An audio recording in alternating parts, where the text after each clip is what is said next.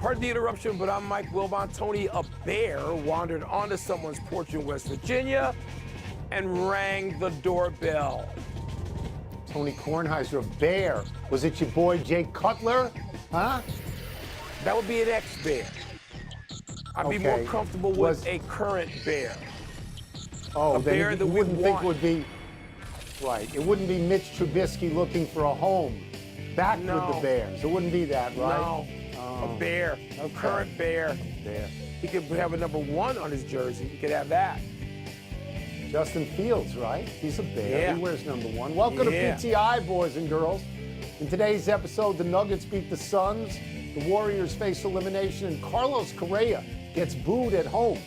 But we begin today with the Philadelphia 76ers going on the road and beating the Boston Celtics for the second time there in this playoff series, and thus taking a 3-2 lead into Game 6 in Philadelphia. Wilbon, do you come to praise the Sixers or rip the Celtics? I've come first to praise the Sixers, and not just Joel Embiid, James Harden, but Tobias Harris and Tyrese Maxey. I mean, look, there are other guys got it done on the road. When you're not really accustomed to that, you certainly can't go into the game expecting that. You're expecting your stars to do it because you're paying them $50 million a year or whatever the going rate is. But the Sixers, I mean, they brought it, Tony, from the opening tip, they brought it. And I told you yesterday, Maxey is the guy. Look, Maxey needs to be their second best player because when he's that, or he's right there with James Harden, then that's when the Sixers are at their best. That's why I picked him at the beginning of the year to be a conference finalist. Not to win it all, but to be a conference finalist, because I think when they have all those elements working for them, they are that good. Look, Boston, which has turned into a jump shooting team, and I keep saying every day, I don't think Boston's as good as they were last year. Something's off with them. I can't put my finger on it. Clearly, neither can Joe Mazzulla and the players and the GM and all the people around the Celtics, because they can't figure it out either, or they would have. Yeah, well, I'm going to rip the Celtics. I think it's time to rip the Celtics because you don't get the same Celtics team 2 games in a row ever. The Celtics have alienated their fan base with their inconsistency. How do you go home and lay an egg like this, especially after the game before, which you should have won? Mike, they lost each of the first 3 quarters numerically. So they were down 16 points going into the 4th quarter. Their best player is Tatum. He started the game out 0 for 6. This is, to me, a really bad loss, equal to the Game 1 loss, again, in Boston, when they lost to the Sixers without Embiid. Without Embiid. You mentioned Joe Mazzulla. This is his quote after the game. I'm quoting now. I thought we had the intentions of really, really wanting to win and trying to win. And sometimes when that happens, it has a negative effect. What? Are you saying that wanting to win hurts you? What are you talking about? You're making an excuse for a team that, again, laid an egg. They were terrible. They're at home. They're the higher seed. What are you doing? Yes. And there's an inconsistency about them, which has now become consistently inconsistent. I tell you, I think the biggest part of this is when you got wing players like Tatum and Brown who are supremely talented and can play both ends of the floor, there's too much jump shooting. There's too much reliance on the three-point shot. You're not the Warriors, but yet they fall into these patterns over long stretches of time where that's what they do. And so all the praise from Mazzulla, which, I held off on that. And I'm not saying he won't be worthy of it in replacing Ime Udoka, and he had to. I get that. But these are not last year's Celtics. And they struggle with Atlanta when they shouldn't have. They've struggled with Philadelphia when they seemingly, you and I think anyway, shouldn't have. They're in trouble. They're in trouble having to go back to the field. Although last year they had this situation. They had to win Game 6 in Milwaukee. And they won. They went back home and they won. So maybe they're just a team that has to do it the hard way. Maybe. Over in the West, out here in the wild, wild West, the Nuggets beat the Suns in Denver to take a 3-2 lead in that best of 7. Nikola Jokic, oh my God. He led the Nuggets again with 29 points, 13 rebounds, 12 dimes. Tony, the home team, of course, has won every game to date, so did last night's result shift in any way your perception of the series? My perception of the series was shifted when Chris Paul went out with an injury, as always, in the playoffs. And then Phoenix won 2 games in a row. So it shows you I know nothing. I have no line on this particular series. But I will say this. Phoenix now only has 2 players who you have to be afraid of, right? Booker and Durant. And they're playing ungodly minutes, Mike. Each one of them has played 41-plus minutes in every playoff game. They are 1-2 in the entire NBA playoff structure in minutes played. Maybe that takes something out of you, particularly at altitude. I don't know. I'm clutching at straws here. Well, Tony, I don't think that played a factor last night. You're right. They played the heavy minutes at the beginning, and that can take a toll on you later, particularly Kevin Durant. But Booker's 26, maybe not so much. But, Tony, Monty Williams got the message somehow. He got it. He got it late. But he's playing his bench now, so that's not an excuse. Michael Malone's not playing his bench as much as Monty Williams is playing his. Michael Malone, the Denver Nuggets coach, has gone with 8 guys a couple of games. It basically didn't look at his bench. So that theme switched. So I don't think that's it. Look, Nikola Jokic, Tony, he's a handful. And when he's the best player on the court, and he was last night, he's a 2-time MVP. When he's the best player on the court, they're going to win most likely, Tone. Durant and Booker last night were merely good, okay? And Jamal Murray, who's, okay, he's a 3rd step under Booker. That's all. We saw Jamal Murray put up enormous numbers in the bubble in the playoffs. He's done this before, too. So, you know, Michael Porter Jr., team, these guys are big-time players. They're a good team. This is a good team. They're the #1 seed. They finished 1st in the Western Conference. They are not Miami going around upsetting higher seeds. They are the higher seed. That's right. And I know you want to make Jokic into a villain because he gently pushed your boy, the new kid owner of Phoenix. He's a great player.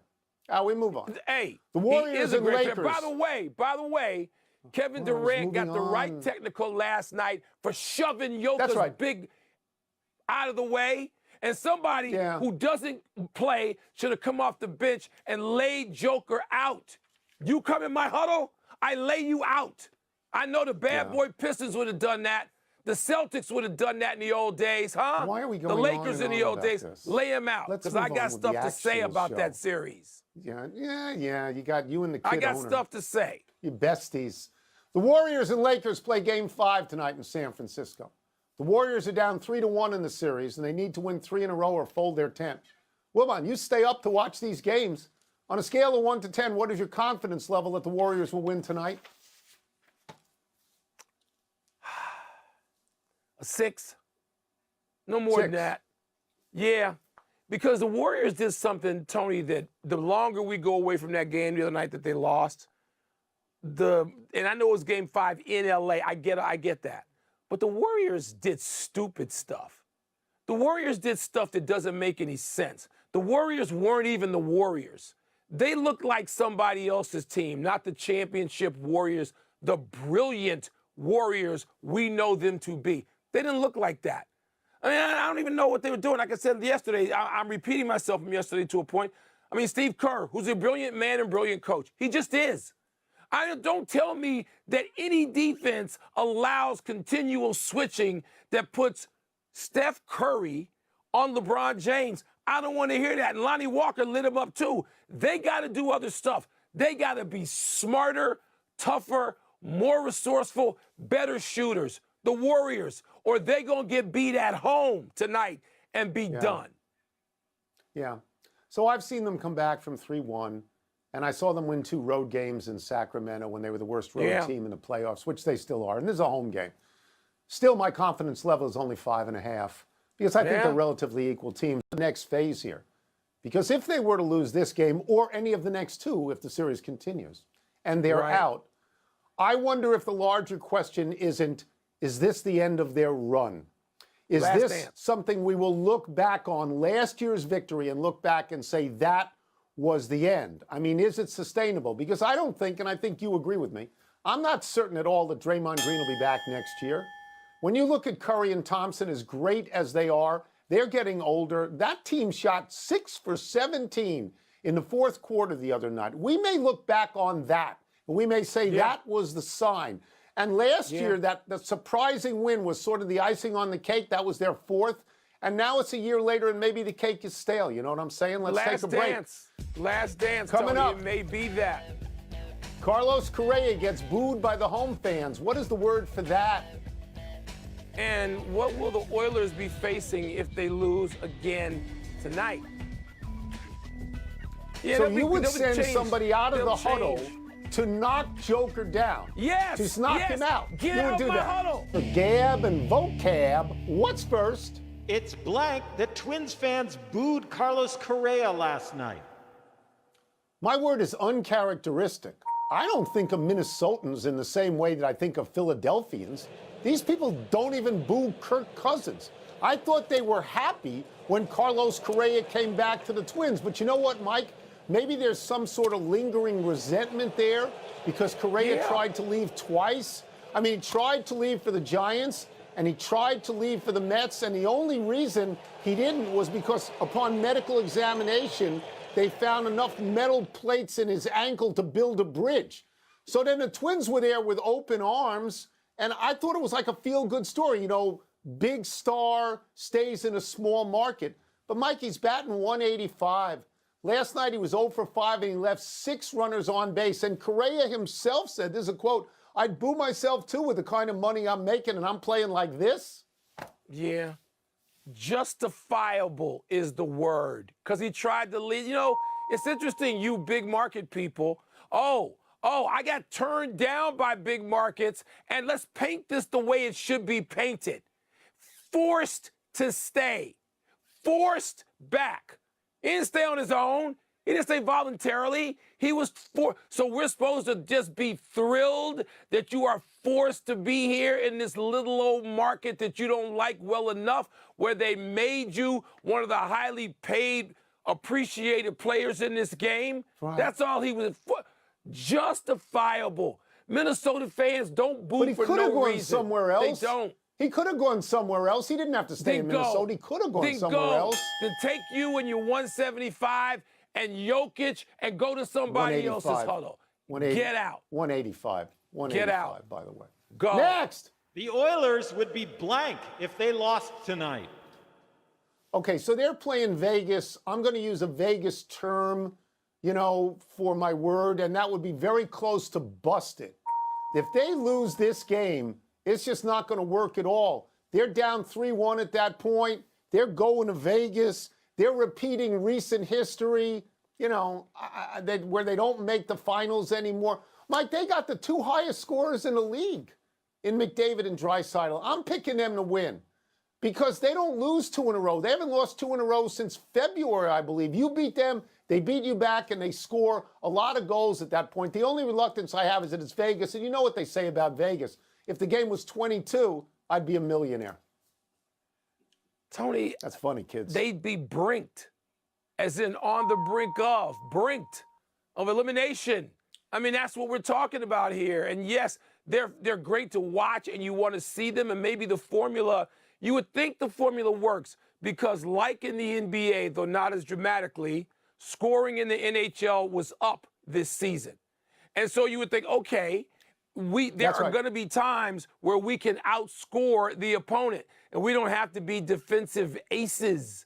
But apparently, that's not the case still in the playoffs, although the playoffs have seen some wildly high-scoring games. Remember, we had a 7-2 and a 7-3 results back-to-back to start the first round of the playoffs in one series.